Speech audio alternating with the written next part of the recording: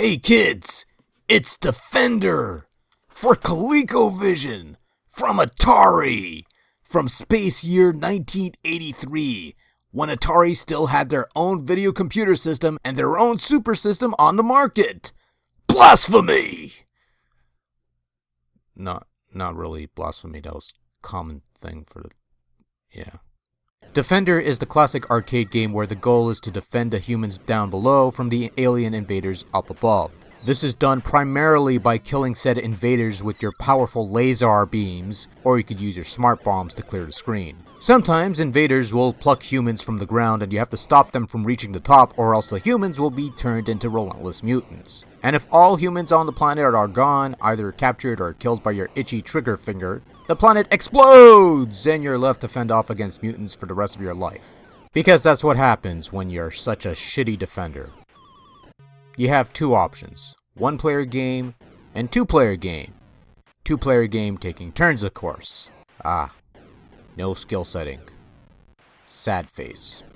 When it comes to control, you have all the usual features to be expected from any decent version of Defender worth its salt. The left button shoots, the right button drops the bombs, and pressing 0 on the keypad sends your ship into hyperspace, and where you come out on the other end, who the hell knows? Control is generally top-notch, responsive, and functional, but I found the ship to move a little slower than the original arcade game, perhaps a bit stiffer even. It is an adjustment that took a while to get used to, but it also brings to light the scrolling issue, in that when you switch directions, the screen slowly shifts focus to the direction you're facing, and during this time, any horizontal control is disabled. You can still move up and down, but you can't move left or right until focus is placed entirely on the direction you're facing. This is something that catches you off guard when you jump into it for the first time, but after a moment of adjustment, Defender plays pretty smoothly.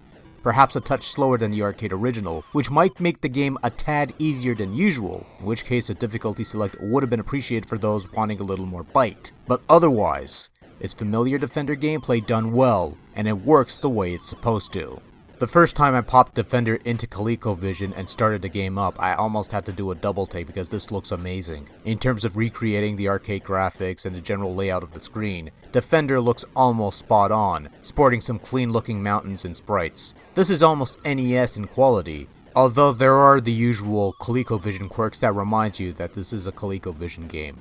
Notably the majority of enemies and elements being a single color. The focusing quirk mentioned aside, the scrolling here is exceptionally clean and smooth. The graphics in general are nice and slick. Sound effects are pretty good. That's it, that's all I'm saying. They're pretty good. They almost match up or mimic the arcade sound effects. There's no silly jingles, it sounds good. That's it. I don't know what else you want me to tell you. It sounds fine, really.